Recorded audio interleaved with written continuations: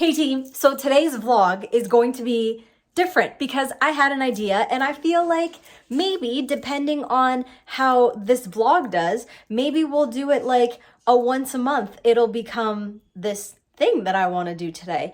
And what we're doing is I'm going to start a podcast. And by start a podcast, I mean just this one episode. We're going to see how it goes. So yeah, first guest, Joe.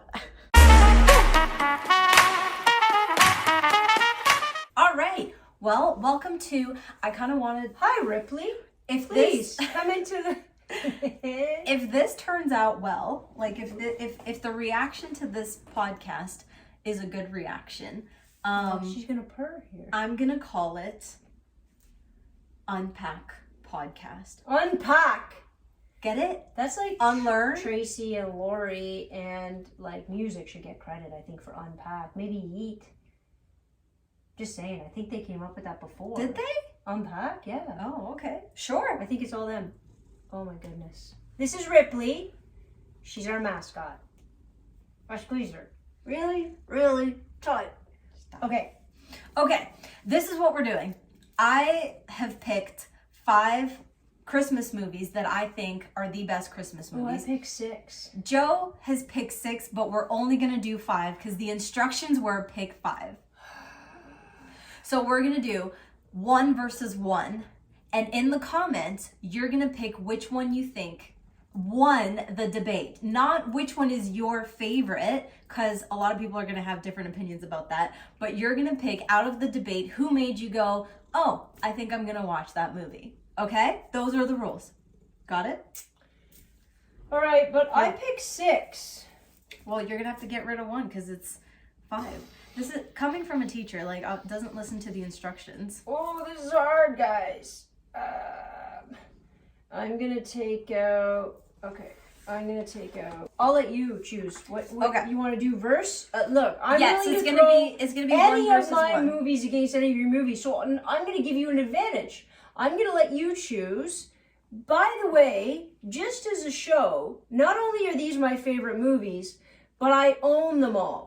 Just to give you guys a glimpse, I own them all. I'd like to point out the fact that Anna owns 1.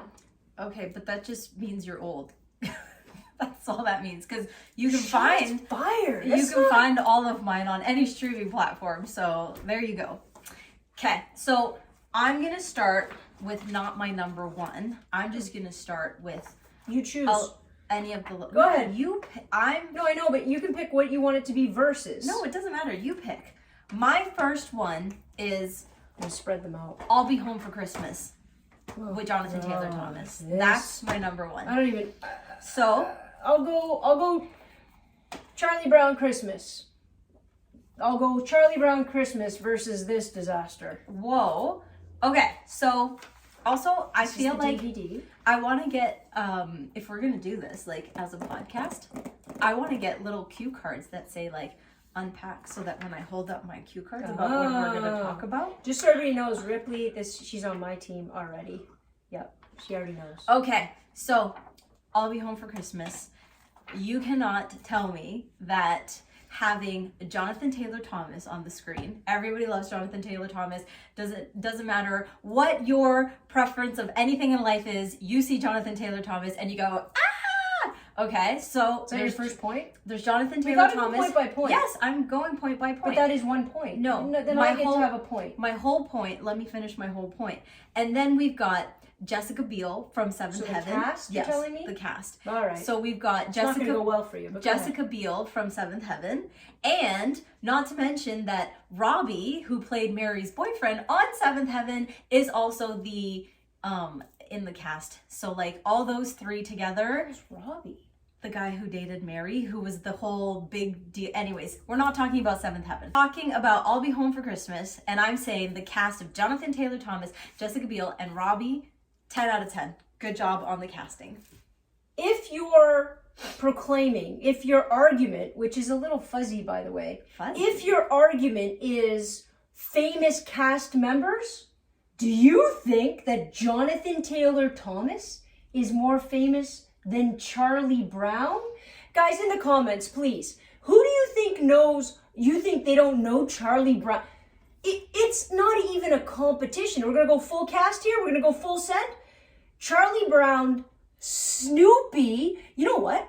I see Charlie Brown and Snoopy all over the world. It's in every single store I go into. Christmas this, Christmas that. You got Snoopy, you got Woodstock. Hilarious. You got Peppermint Patty. She's like the first gay character. Her and Marcy, are you beyond their era, right? They're everywhere. You go into a Hallmark, try going into Hallmark, find me Jonathan Taylor Thomas. It's not You about... cannot. You just said it was about that. You said it was you said it was that. Did I finish? It's not about how popular they are. It's not about in the sense You of think like... it's acting ability? It's about... It's Charlie Brown's a way it's better actor. quality. She's on my cue card. She's gonna tear it up. It's quality over quantity. Quality over quantity. And again, so just because Charlie Charlie Brown is in your face everywhere doesn't mean that the quality of it is the same quality that Jonathan so that's a Taylor different Thomas point. brings. You're saying cast. Ooh, that's what you did, John. Ooh, I'm saying peanuts. More. Nobody's ooh.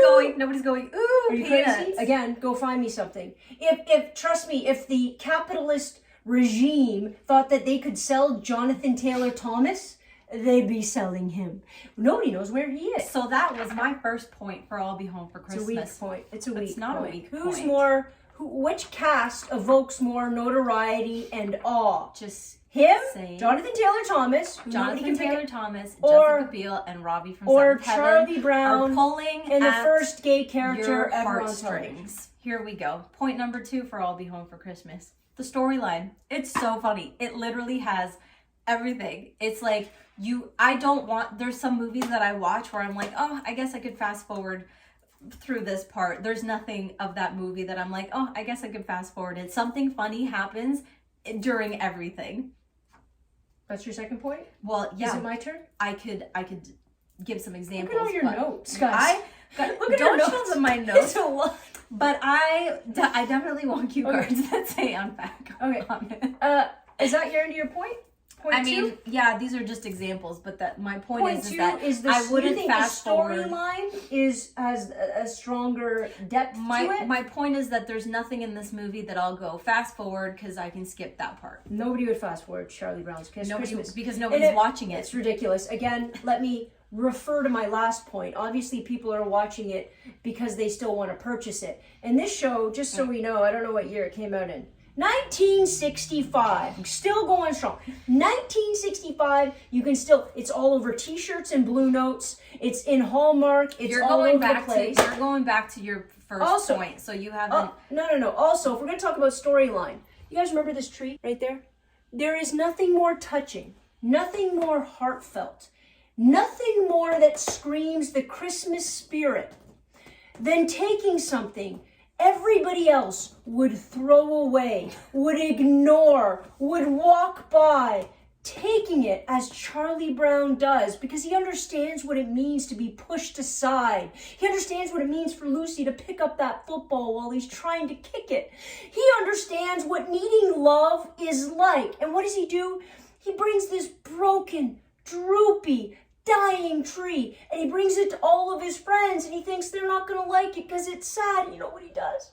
Linus steps over, gives the tree his blanket, his most prized possession, wraps it around the bottom of the tree and watches it grow into this beautiful Christmas tree that everybody dances around and loves, saying that the true meaning of Christmas, what is it? Say it with me, guys. Love. That's the true meaning of Christmas. This one, you don't think the true meaning of Christmas is love? Is your heart? I'm glad you're wearing the Grinch today because maybe we should tap into that. Point number 3. Well, here's the thing, though. I'm clearly winning at this point. No, because, I mean, I guess you're allowed to debate whatever point, but that didn't really debate my storyline, but yes, whatever. The storyline. Because This is the... Are you... I just Well, I the guess... storyline. It's the whole point of the movie. Well, Have you because watched this? it doesn't look appealing for me to watch. Because what I was going to say is that, like, the movie touches upon what Christmas is about, but that's kind of like what you said about that, so it doesn't really, anyways, whatever. I'm just gonna say my point. My point is that there's obviously everything in the movie. Like I said, you won't skip anything, but as he goes through the movie, he starts to realize what Christmas is about, and what it is about family, spending time with love, family. I'm gonna say, and this is something interesting, I am going to say it is not just about family, it is about chosen family. Okay, family and friends. And no, because I think that's a great distinction. It is about chosen family, because it's not just about who your blood is, it's about the way that we love each other. And Charlie Brown's Christmas is a true invocation. It's a about true a tree. creation. It's about a tree. The tree's a metaphor. And I'll Be Home for Christmas is about him realizing the tree is the metaphor. The meaning of Christmas. Please. And being at home. Thank you for coming to my TED Talk. Please vote in the comments. I will want a trophy when I win. It's so easy. It's a Charlie Brown Christmas versus I'll Be Home for Christmas. Okay, now we've got number 2. I am going Christmas Chronicles versus... Oh my God. Versus what? You pick. Again, these just movies would... pick. It doesn't matter, pick. Christmas Chronicles versus Christmas Vacation. First of all, that is the worst movie that I have ever seen. You've just lost all your audience. Your whole audience is just shut off the pod. Don't worry, guys. So bad. Don't worry. For those of you who want to shut off the pod, don't shut it off. I'm going to bring it home. Go ahead. Give me your point. So I can't even, like, the fact that this movie exists, not to mention that we were just in the car and Joe's mom was saying how she was watching the movie. Like, they even had to, I don't know what scene they deleted, but she's like, they deleted a thing. So, like, you can't even watch the whole thing. That's censorship. On TV, because I bet you it's just so bad. They deleted the scene. This is what happened. Probably because it was a snooze fest. No. They deleted the scene where they're driving to get the Christmas tree, and he accidentally drives underneath the transport truck. That is one of the funniest, best scenes in any movie ever. Obviously it's hysterical. They probably took it out because why? Well, A, it's probably a timing issue. But B, it's probably because, well, we don't want idiots trying to drive under a transport truck. That just has to show you that this new generation, filled with potato heads, because there's no possible way anybody would try that in real life. And now we have to take these scenes out of movies. But continue. Your Christmas Chronicle. Is that one with Kirk Russell? Mm-hmm. Kirk Russell is a big Trump supporter now. Oh. Just so I throw that out there. Do I win right now? Do I win in this moment? The fact that you continuously talk is annoying. Okay, give me your point. I only have 1 point actually for this one. Just the one. 1 point, and I think really drives it home. I'm ready. I don't cry. I'm not a crier. Nothing makes me cry.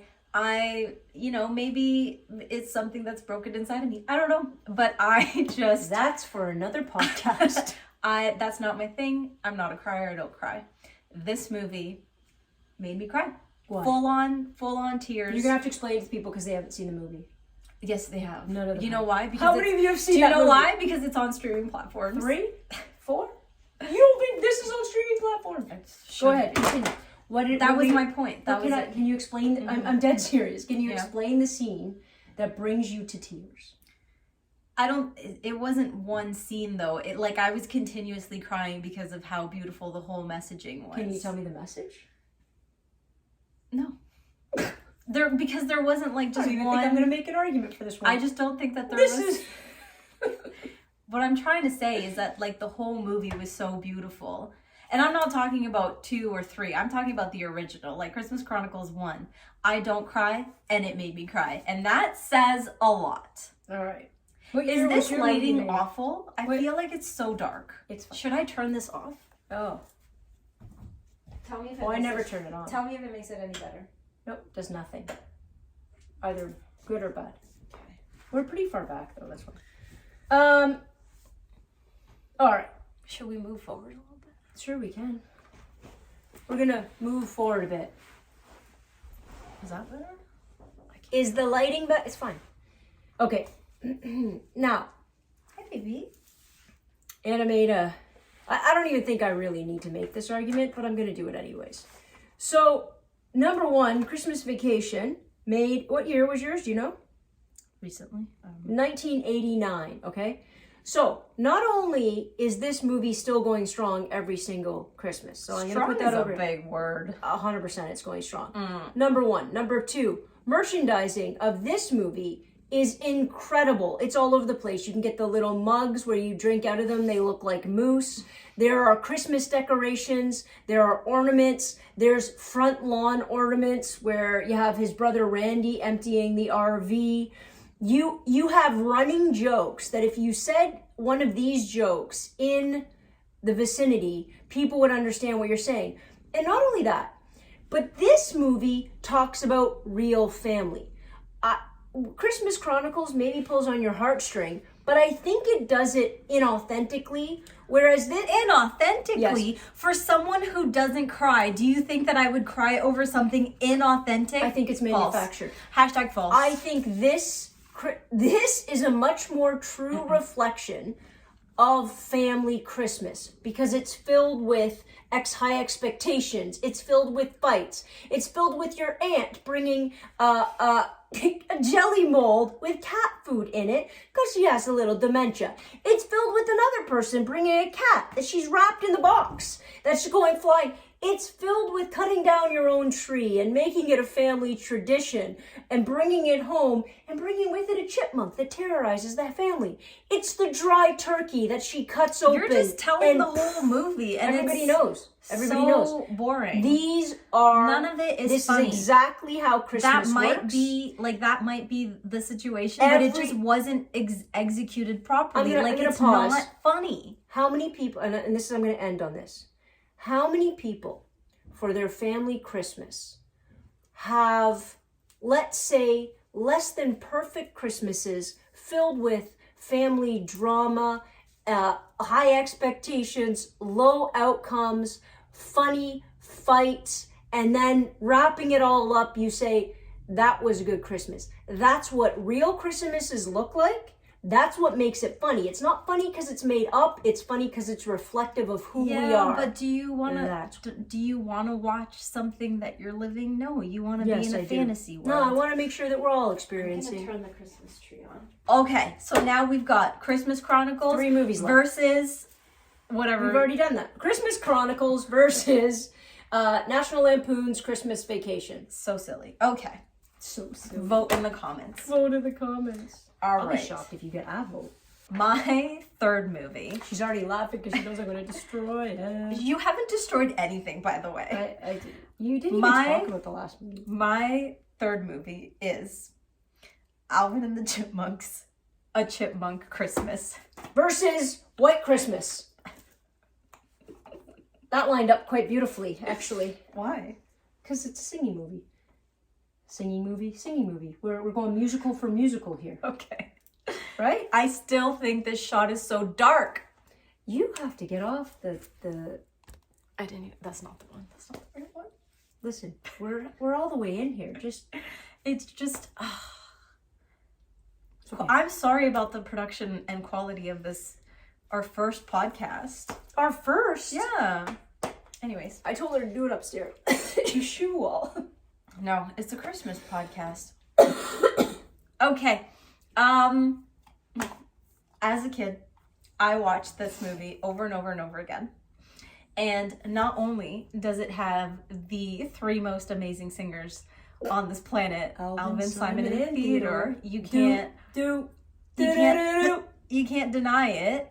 And Bing Crosby could deny it. No, you can't. And Rosemary Clooney could deny it. I don't want to spoil this movie for anyone. You don't want to spoil the end. But throughout the whole movie, Alvin is trying to... There's this sick boy. His name is Tommy. And all he wants is a golden echo harmonica. Okay? Cattail. This podcast is all over the This is place. my favorite podcast ever. All he wants is a golden echo harmonica. Alvin goes to visit him. He's very sick. He's not getting better. His family's worried about him. And so throughout the whole movie, Alvin is trying to get this golden echo harmonica to Tommy. And the way that he goes about it makes it seem like he's doing all these events where it's like, it seems like he's just trying to get money from people, because he's not telling people like what he's doing it for.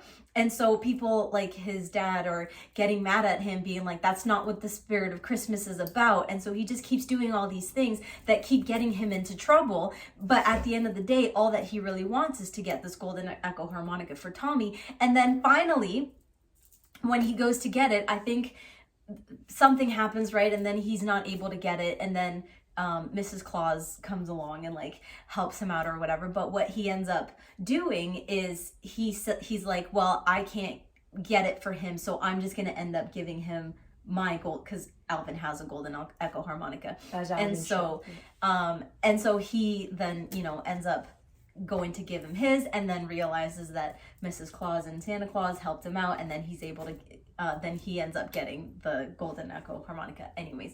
And that's just, it tugs at your heartstrings, because it's like he just keeps getting in trouble, but he's just trying to do a good thing at the end of the day, and the whole time he's just getting punished for it, like he's getting grounded and all that kind of stuff. And at the end of the day, everyone's like, oh, that's what he was trying to do. And so it is a beautiful Christmas movie, and I highly suggest you go watch it.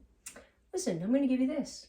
Out of all 3 movies you've done so far, that one is actually qualified to even be in the same hemisphere as Conversation. That's just because you're a child inside and it's a cartoon movie. However, and that's it. That's the only reason you're saying that. If we're talking about the meaning of Christmas, number 1, they survived World War II. Did Alvin go to war? Almost. He had to do this whole picture thing with a bunch of dogs. I'm sorry. Anna just compared going to war with getting your picture taken with dogs. No offense to any veterans listening right now. Keep it clean in the comments, but maybe, tell her. Guys, team, I'm joking, obviously. If they don't know we're joking, scroll on to somebody else's podcast, people. Okay, listen. First of all, this movie has been a staple since 1954. Second of all, White Christmas is by far and away the most listened to, bought song ever. Christmas song ever, including Mariah. I was going to say, I beg to differ. No, including Mariah. Oh, I don't think Comfy Knit Sweater, though. Comfy Knit. White Christmas Comfy Knit. Similar. But that's not what we're arguing in this podcast. So, premise of this is Bing Crosby, Danny Kaye, huge showman, right? The gay under themes are quite beautiful, in fact. So, 1954, Danny Kaye. You go, my dude. Nonetheless, sisters, watching them perform, sisters, hysterical, amazing. And they hear that their old general that got them through the bloody, terrifying hell of war is now running an inn in Vermont. And you know what the problem here is? They need to go up. They're going to go up and see him, and they're going to find out what's going on, because they get a weird phone call. And they're like, we're going to go check on our old general who saved us, saved democracy, saved the United States of America, right? This is a patriotic movie is what this is. Anyways, they go up to Vermont, and they find out what? There's no snow. So there's no snow in Vermont. Want to know how sad this movie is? This guy who spent his life defending the United States in war after war after war just wants to retire and give a beautiful inn and a place for people to come and relax and experience Christmas. There's no snow and nobody's coming. Guy's gonna have to shut his inn. So Danny Kaye, Bing Crosby, Rosemary Clooney. What's the other girl's name? I named 3 of them. Can you name any of the voice actors in Alvin the Chipmunks? No, but I can name the characters. That's what I thought. They go up there, and what do they decide to do? They decide the only way to save this inn is call in every favor they ever needed to call in to get an entire show flown up, transported up to the Vermont Inn to save the inn. And if you think crying is your thing, if you think tearjerker, if you don't cry during Did you cry? Yes, every year. Stop every it. year. everybody's listening. If you don't cry during "We'll follow the old man wherever he shall go," if you don't cry, your soul is dead. Call it a day. You're not going to be impressed by Alvin, because this is an example of how they bring, not only does he bring his whole like show up there, right? Singers, dancers, actors, the whole 9 yards. He brings the whole platoon that general saved. And they salute him as he walks in full uniform. I could cry right now. Of course you could. Vote. This isn't even. Vote. Oh my gosh, Vote. you almost lost an eye. Do you know what that sounds like to me? Every Hallmark movie. Like a beautiful... Oh, please. That's what that sounded like. She just compared White Christmas to a Hallmark movie. I don't even know what to say about that. Please go vote. Okay, so we have White a chipmunk Christmas versus White Christmas. Also, just because you keep saying that it was made a long time ago, it just means it's an old movie. Period. No, what does it mean? It means it's an old movie. Is it in black and white? Sure. No. See? It's not in black and white. I'm asking. You said sure. She hasn't even just seen it. Just because it's old doesn't mean it's good. I've seen all these movies she's talking about. Have you seen Alvin in this one with the golden echo harmonica? That's my era. If you knew what year it was filmed, you'd be like, it's old. It was in the 80s too, Buttercup. Okay. Let's go. Vote in the comments. My next one I don't know. is the absolute... Is this in your my favorite? top two. Oh, it's okay. in my top two. Wait, is this your absolute favorite or is this your second favorite? I never know. It depends what mood I'm in. Oh, yeah, I know which one you're going to do. So mine is Elf. All right. We're doing Elf versus... How the Grinch Stole Christmas. Cartoon. Even though I have nothing but respect for the Jim Carrey version. Let me say that right up. But I'm going to go old school cartoon. All right. I have a lot of points that probably is sitting on. All the points are prepared. They are under the cat. Okay. Watch. She's going to... You're going to have to pull it hard. Because, yeah, you're going to pull it the other way. Oh, you took it. Thank you. Okay, point number 1. Elf. Even though I'm the kind of person that I don't really... Not that I don't care, but like... Other people's opinions on things that I like, whether you like it or not, isn't going to change my opinion. But because Joe brings it up all the time, I feel like this also has to be one of my points. If you ask anybody to make a list, like, you know, magazines or whatever, so on and so on, Elf has now climbed into at least the top 3 of every list of best Christmas movies that there are. So Elf already automatically in the top 3. It's there. That's my first point. Okay, make all your points. All my points? I think so, because Okay. we go back and forth. But I mean, you're gonna say it's up there. I'm gonna then talk about the Grinch, and it was written in like I don't know what year was the Grinch. Who cares what year things happened Well, in? it matters because it's remained relevant and consistent. It doesn't matter. And again, It's not. roll up. Listen, I'm going to say this. I'm going to admit, Elf has some popularity. You can see Elf merchandise around. You can see an Elf pop. You can see an Elf t-shirt. All I'm going to say, on that level of popularity, you will see more things for the Grinch. Not only has the Grinch been incredibly important since whatever year, and I don't have my glasses on, so I can't read it. 1970. But there have been spin-offs, right? There have been you hate real-life spin-offs. movies made. There has been a different animation of the Grinch. Well, And you dislike all of That's it. not true. Except the Jim Carrey one. Admitted that I Yeah, like but the cartoon, the next cartoon one, you're like, absolutely not. I just didn't watch it, but that's because I get stuck in my ways. But there have been spin-offs. Oh, Has there there's been been any spin-offs. spin-offs of Elf? They're talking about making it too. Okay. Continue. Okay. My next one is a Next little one? bit, Okay. a little bit on the sad side, which is, it is true that the spirit of Christmas seems to be dying down a little bit. And they touch upon that in the movie. In Whoville? In Elf. I thought you were making my point. They touch upon that. And they, you know, come up with what the actual, you know, solution of it is, which is, you know, if you sing together, you come together.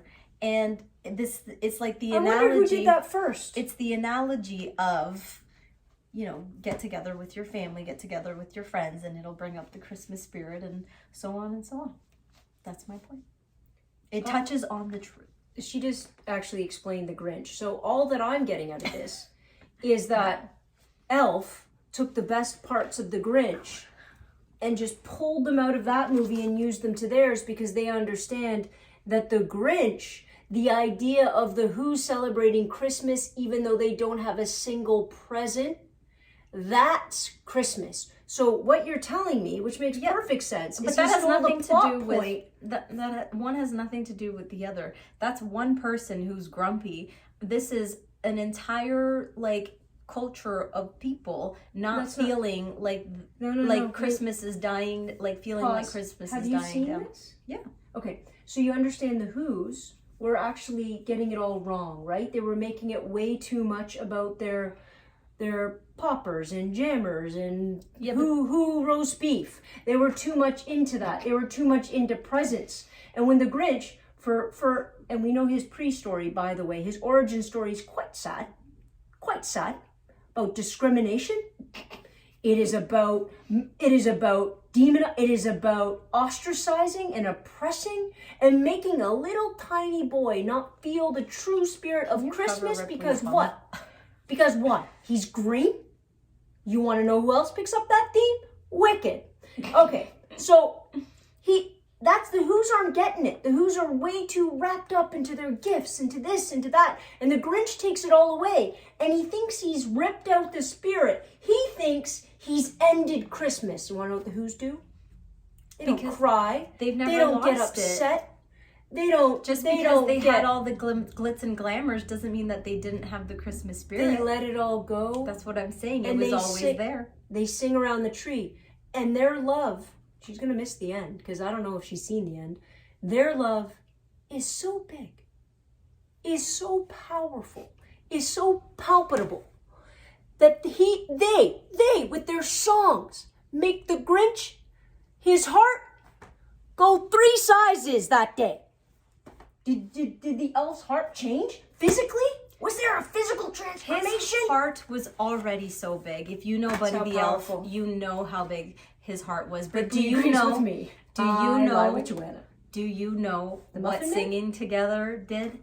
It made Santa's sleigh work. What? Okay. The singing. And my last point. Wait. Oh, there's another point. My last point for Elf is that it is so funny that I have to put chapstick on because of the chapstick comedy. Because I laugh so much. Everything's funny.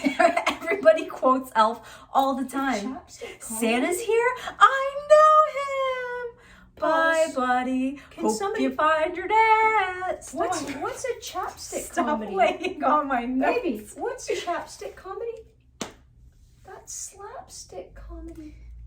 I'd like to negate that point altogether because she didn't understand the expression. Anyways, that's my point. Quote, you I'm gonna can end quote with this. Elf all year long, and everybody gets it. I must stop Christmas from coming, but how?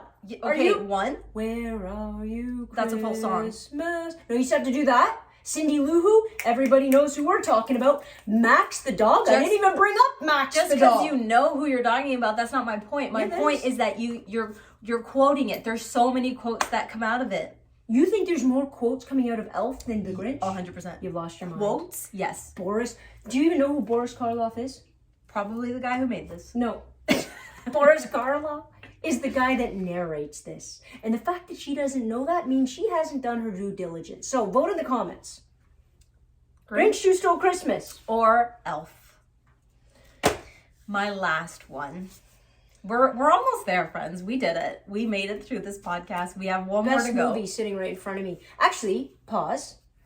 Before, throw what you think are number one, each one of our number ones. We've said it so many times. They know. Well, but there might be new people watching it. Okay. And, okay, go ahead. Okay. Those are my notes. Ripley doesn't want her to have them. Just take them. Oh, that didn't make her very happy. Well, the Santa Claus one.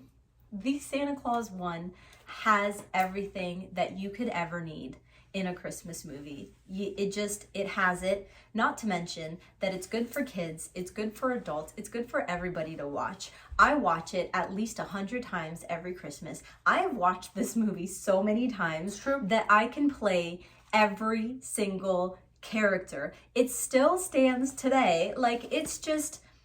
And you get little Easter eggs, like if you don't really know from the beginning, like you get all the Easter eggs and stuff. Like it's got everything going on.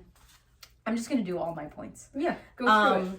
The costuming, the makeup, the sets, the props, literally, yeah, the sets. Okay. Literally everything is so well crafted, so beautiful, attention to detail. The entire thing, you don't look at one scene and go, the set could have been better, or oh, that costume, what's that? No, everything 10 out of 10, details, all of it. My favorite quote of my entire life also comes from this movie, which is, seeing isn't believing, believing is seeing, because it's like manifesting. You see it in your head, you believe it, it happens. You know what I mean? So the fact that my favorite quote is from that movie, also strong point. Very accurate to life, meaning of Christmas, blah, blah, blah. That whole thing that we've been talking about this entire podcast, also in there. You have beautiful handwriting. Thank you. I appreciate that. I think the movie speaks for itself. I think those are my points. Like, it's just the best crafted Christmas movie ever. I'm done. And then she brings up the best Christmas movie known to man. 1964's Rudolph. Again with the year. Oh the my Red-Nosed Reindeer. Now, back up though. I think the lighting's better. the lighting, if we shift any more for the lighting, I'm going to lose my mind. Rudolph the Red-Nosed Reindeer, guys. Breaking it down point for point, we can talk about identity. We can talk about feeling excluded and marginalized. We can talk about the spirit of Christmas. We can talk about bravery of the human spirit. We can talk about all of the ways that working together and supporting each other actually gets us to a better place.